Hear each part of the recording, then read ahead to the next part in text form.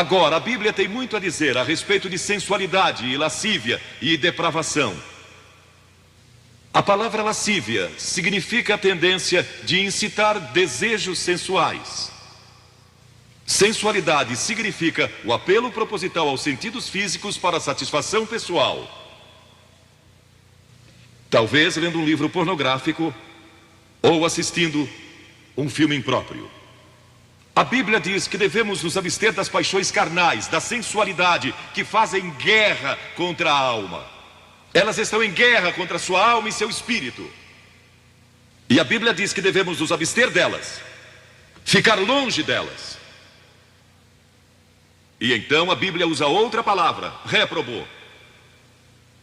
Agora, isso se refere a pessoas totalmente depravadas, de consciências mortas ou cauterizadas, não sabem mais corar, perderam a capacidade de discernir entre o bem e o mal. E em Romanos 1:28 lemos: e por haverem desprezado o conhecimento de Deus, o próprio Deus os entregou a uma disposição mental reprovável para praticarem coisas inconvenientes. Ou seja, Deus desistiu deles dizendo: vão em frente, gozem toda depravação e toda sensualidade que quiserem, não vou perturbá-los. Ainda não. Mas saibam que seus pecados os acharão e prestarão contas no dia do juízo. E Paulo, escrevendo ao jovem Timóteo, disse: também estes resistem à verdade, homens de todo corrompidos, réprobos quanto à fé. Em outras palavras, rejeitaram a Cristo por tanto tempo que suas consciências se cauterizaram e seus corações se endureceram. E mesmo que o Espírito de Deus lhes fale, eles não podem ouvir. É por isso que é importante que você aceite a Cristo quando é jovem. É importante que venha a Cristo agora. Se o Espírito de Deus está falando com você, entregue a sua vida a Cristo, porque o dia pode chegar em que a sua consciência esteja morta e você não possa mais ouvir a voz de Deus. Ela disse: não. Mas Vasti, você vai perder o trono, vai perder suas riquezas, pode até perder sua vida. Ela disse: minha resposta é não. Qual é sua resposta hoje àquelas coisas que são erradas? À mentira, à lascívia, à cobiça, ao preconceito racial? Qual vai ser? Você vai disciplinar seu corpo? Vai permanecer firme às convicções que Cristo e a Bíblia ensinam? Ou vai ceder e seguir pelo caminho largo que leva à destruição? Ou vai entrar pela porta estreita e pelo caminho apertado que conduz à vida eterna? Qual vai escolher? Você tem uma escolha hoje. Deus nunca vai forçá-lo a escolher. E então houve um outro jovem, um jovem chamado Daniel. E a Bíblia diz que Daniel resolveu em seu coração que não se contaminaria com as finas iguarias do rei, nem com o vinho que ele bebia. Agora, Daniel era um jovem que tinha um propósito. Ele havia sido capturado em Jerusalém. Quando o exército de Nabucodonosor invadiu a cidade, ele foi capturado e levado através de milhares e milhares de quilômetros à Babilônia, a quase 3.000 quilômetros de sua própria terra. Sem aviões, nem automóveis. Eram semanas de viagem. Mas ele estava resolvido a servir a Deus. E não devia ter mais de 12 ou 15 anos de idade. E Nabucodonosor, o grande rei, levara cativos de Jerusalém para a Babilônia. E ordenou que aqueles jovens, em quem não havia defeito, de boa aparência, instruídos em toda a sabedoria, fossem ensinados em sua corte, para que ele pudesse usá-los. Ele queria usar aqueles jovens judeus, porque sabia que eles tinham um dom especial. E durante o período de treinamento, mandou que lhes dessem os melhores vinhos e as mais finas iguarias, e todos os confortos disponíveis na corte de Nabucodonosor. Mas Daniel disse: não. Não quero o vinho do rei, e não quero as iguarias do rei. Quero dormir no chão, não numa cama de penas. Quero viver uma vida simples e também disciplinada. Que diferença dos que mal podem esperar pelo dia em que possam sair de casa e se divertir. Mas não Daniel.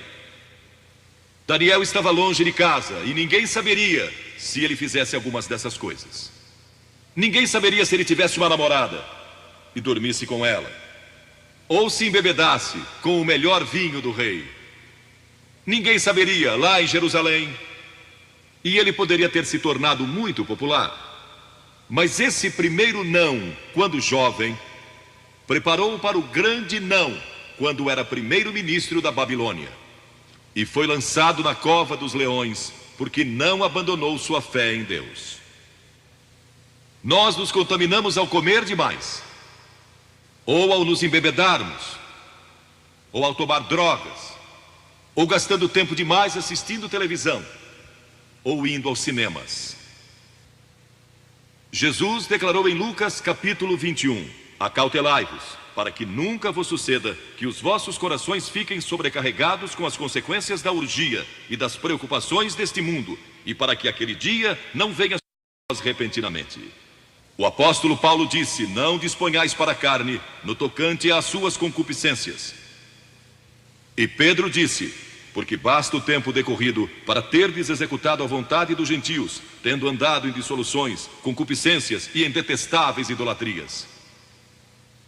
A Bíblia diz que devemos disciplinar nossas mentes e também nossos corpos, e disciplinar o coração pela nossa fé em Cristo.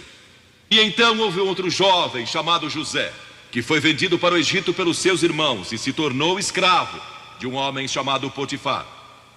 E Potifar tinha uma linda esposa, e José era forte e bonito.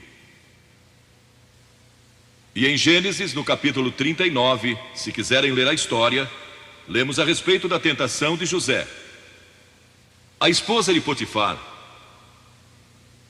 se apaixonou por José, porque José se tornou mordomo de toda a casa de Potifar, cuidando dos seus negócios. E ela viu aquele belo jovem, viril e de boa aparência, andando pela casa e pelo jardim, cuidando dos negócios todos os dias, e ela o cobiçou.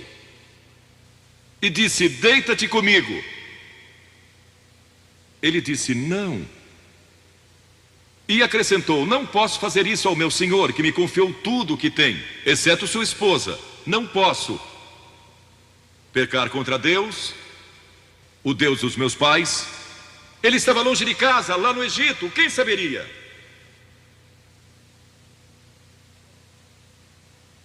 Mas disse não. E quando disse não, na última vez, ela o agarrou e ele fugiu dela, deixando sua capa. E ela começou a gritar, chamando os servos e dizendo: ele tentou me violentar. O que não era verdade. Mas Potifar acreditou e mandou que ele fosse lançado na prisão. E muitos de vocês sabem a história, que ele foi para a prisão, e através de uma série de circunstâncias, ele depois se tornou primeiro-ministro de todo o Egito, e governou o Egito sob o faraó. Deus o guardou e o promoveu, porque José teve a coragem de dizer não quando foi tentado. Agora, sexo não é pecado.